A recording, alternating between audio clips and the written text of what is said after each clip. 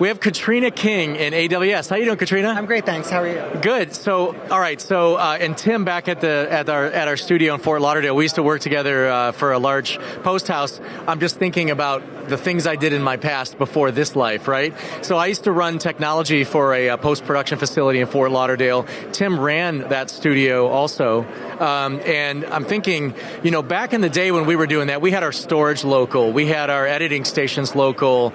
All that stuff was physically in the facility with us, right? And so the thought of, at the time, you have the stuff warm and fuzzy, it's right next to you, and you've got all the equipment. But you just showed me something a second ago that I'm like blown away, because you can literally be editing on Premiere that's in the cloud, but you're outputting 12-bit video, right? The Premiere is outputting 10-bit video. 10-bit video, and you're doing color grading and everything, but I'm just excited. So I'm going to let you go ahead and share everything that was just so amazing you just shared with me. Sure. So this year we're showcasing an end-to-end studio in the cloud. It starts all the way from virtual production. So we're showcasing virtual art department and pre-visualization and animation using Unreal and Maya, and then that goes into a Perforce instance and comes down to our virtual production set, which is being powered by View Studios. And so then that is being shot directly to S3. So Red has released a new feature that allows the Komodo to directly ingest the original Red RAW files straight to the cloud from the camera. Just don't even pass go, don't collect $200, it goes straight to the cloud. And so then that, using Cloud Soda, is moved to a Weka storage cluster that's accessed by all of our post-production workflows. And so that includes editorial with Premiere, and that has a Streambox integration. You were asking me about reference monitoring. We're showcasing 4 different methods to connect a reference monitor to a remote instance.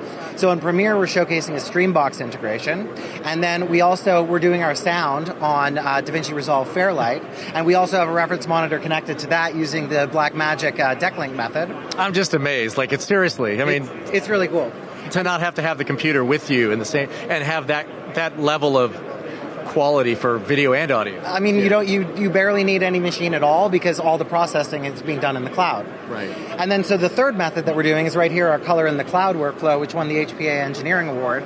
And so this leverages broadcast tools that we've developed for linear playout of broadcast, and we've repurposed them to be able to get 12-bit 444 lossless reference monitoring from an instance to a local reference monitor. So we have that integrated into Baselight by Filmlight. Okay. And so that's coming out over Amazon Web Services Cloud Digital Interface. And CDI is a protocol for moving uncompressed video within the AWS cloud. That's fed over to AWS Elemental Media Connect, which converts it to JPEG XS, ultra-low latency, and lossless signaling, that then passes it over the internet to a little decoder box that we have here that's connected to the reference monitor. So that's the third method that we're using to connect a reference monitor to an instance. And then the fourth is right behind me for our quality control with ColorFront, using their ColorFront streaming service. So this video is literally playing.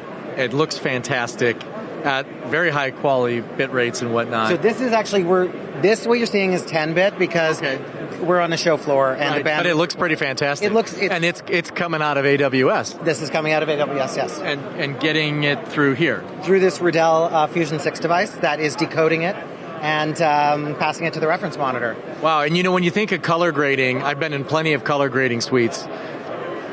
You picture the equipment with you in the facility, and you've got a little data center in the back, or a big machine room in the back, and it's all like hooked up with all these cables and whatnot, and this is it. This is amazing. This is it. And it allows you to keep your content securely in the cloud. Really, I mean, that's what it's all about, is Movie Lab's 2030 vision. Applications come to the content.